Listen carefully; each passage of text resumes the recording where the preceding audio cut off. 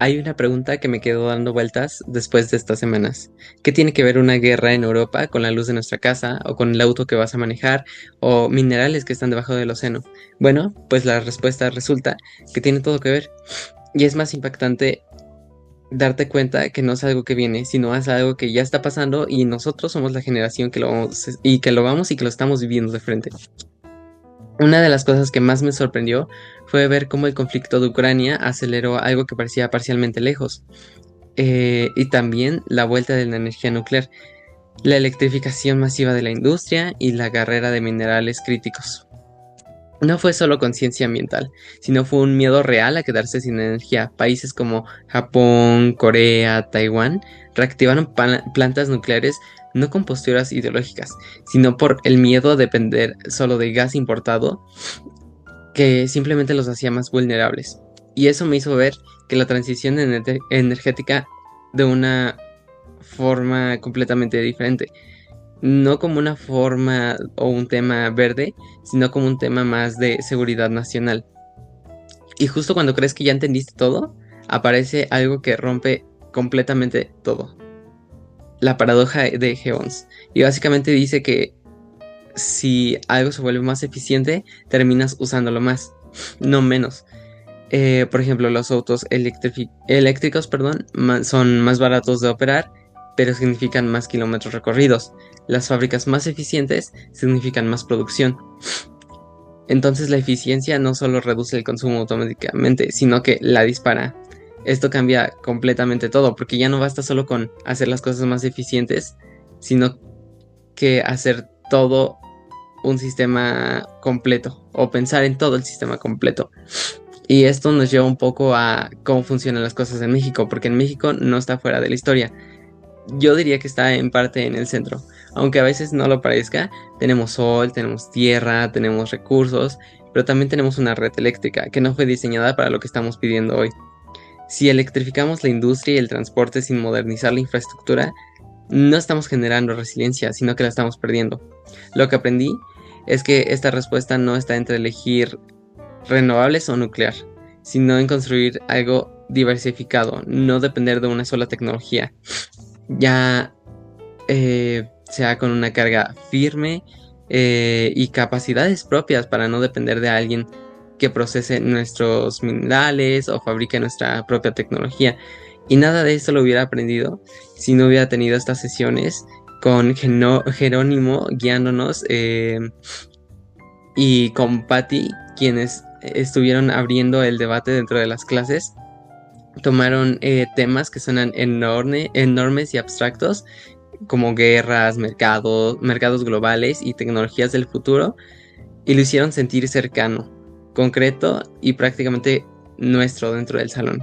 Hola, por mi parte, tras analizar el material de las últimas sesiones sobre transición energética, mi reflexión como estudiante de ingeniería se centra en que esto definitivamente no es un proceso lineal, sino un sistema complejo de fuerzas en conflicto. Entonces, en la sesión 2 vimos que la transición no la mueve solo el discurso climático, sino las señales de mercado.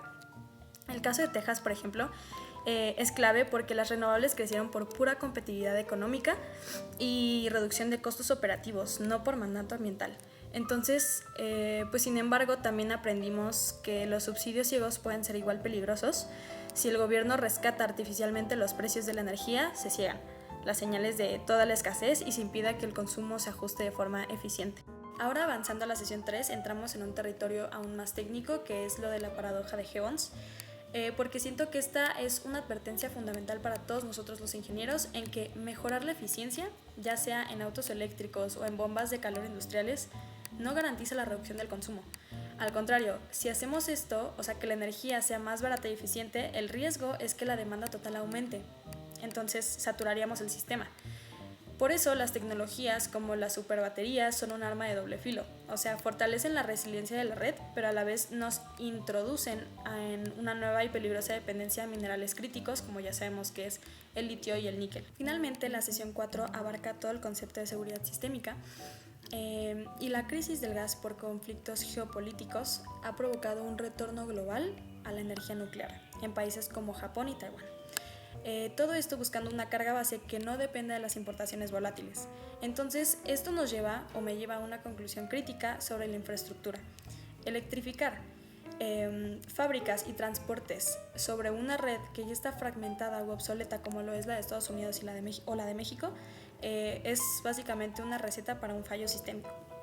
Entonces, no podemos tener fábricas eléctricas o ciudades llenas de EVs si no tenemos una red robusta como estabilidad de frecuencia que solo fuentes firmes como la nuclear nos pueden ofrecer hoy en día. Entonces considero que mi percepción cambió profundamente porque al inicio yo veía la transición como un cambio simplemente de dispositivos, pero hoy entiendo que realmente es la soberanía tecnológica y el mayor obstáculo definitivamente no es la falta de tecnología, sino la colisión entre la política industrial y la seguridad nacional.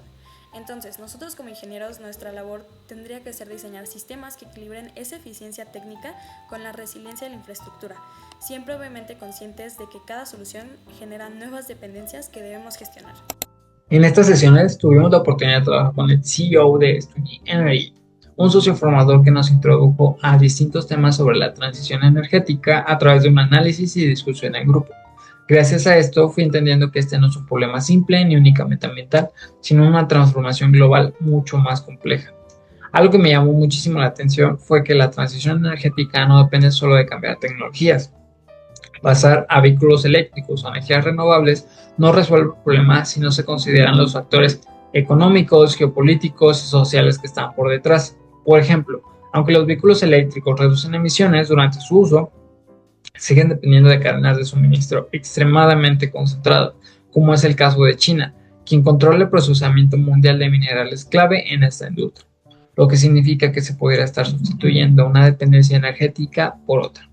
También reflexionen sobre que muchas de las soluciones parecen positivas, pueden tener efectos secundarios importantes. Un caso que me impactó fue la paradoja de Gibbons, es decir, mejorar la eficiencia energética puede en realidad aumentar el consumo total de energía, porque los menores costos incentivan a mayor uso, por lo que me hace cuestionar la idea de que si realmente la eficiencia por sí sola resuelve el problema.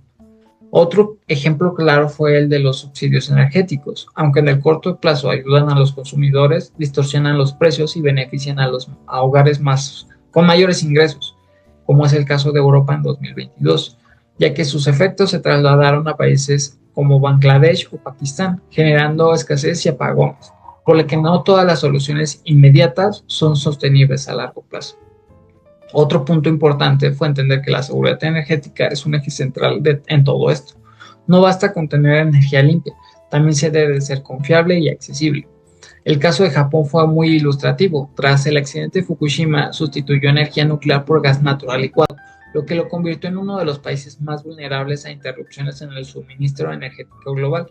Una decisión aparentemente lógica generó una dependencia nueva y más frágil.